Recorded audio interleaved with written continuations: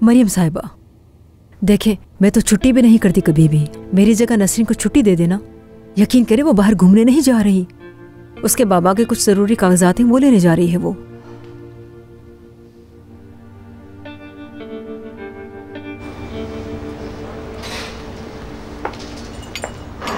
अस्सलाम वालेकुम भाई। वालेकुम अस्सलाम।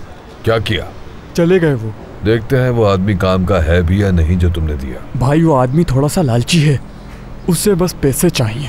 पैसे देकर कुछ भी करवाया। उस आदमी को अगर इस काम का मजा आ गया तो हर दफा पैसे के लिए यही काम करेगा। खुद आके पूछेगा कब जाना है, मुझे कब जाना है, पैसे दे दो। ठीक कह रहे हैं, ये तो आसान काम है। ट्रक चलाते रहें और पैसे लेते रहें। ऐसा ही है। सुनकर अफसोस हुआ कि किसी ने तुम्हारी गाड़ी चुरा ली। हाँ, तुम्हारे जैसा कोई चोर मेरी गाड़ी लेके चला गया। खुदा का शुक्र है कि मैंने आज तक अपनी जिंदगी में किसी की कोई चीज नहीं चुराई है। और नजर आ रहा है मुझे कि वक्त के साथ चोरी करने वाले की चीजें खत्म हो जाती हैं। अपनी ये बात याद रखना चाहिए। तुम इस पर बहुत पछताओगे और इसकी कीमत भी चुकानी होगी तुम्हें। देख लूंगा, जो होना है हो जाए।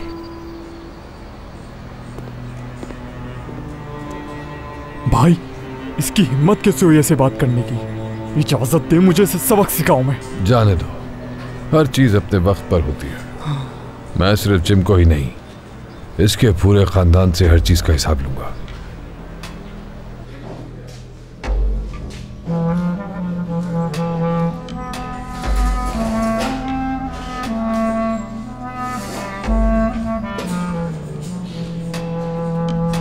हामिद भाई, मैं जानता हूं कि आप मुझसे नाराज हैं, लेकिन कल सुबह तक आपकी गाड़ी आ जाएगी। नाराज नहीं हूं मैं तुमसे भाई, मैंने आपकी गाड़ी बचा ली है। कल जुर्माना अदा करके वापस ले आऊंगा मैं।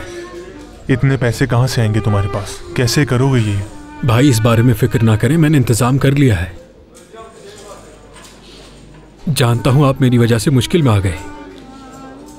मैं बहुत शर्मिंदा हूं भाई, लेकिन दोबारा कभी ऐसी गलती नहीं होगी। मैंने हमेशा तुम्हें भाइयों की तरह समझा है। सख्त लहजे में बात नहीं करना चाहता था, लेकिन मैं भी परेशान था, इसलिए। जानता हूं भाई, आप ठीक कह रहे हैं। आपने मुझ पर बड़ा एहसान किया है। अगर आपकी जगह कोई और होता तो वो मुझे कब का जान से मार चुका होता।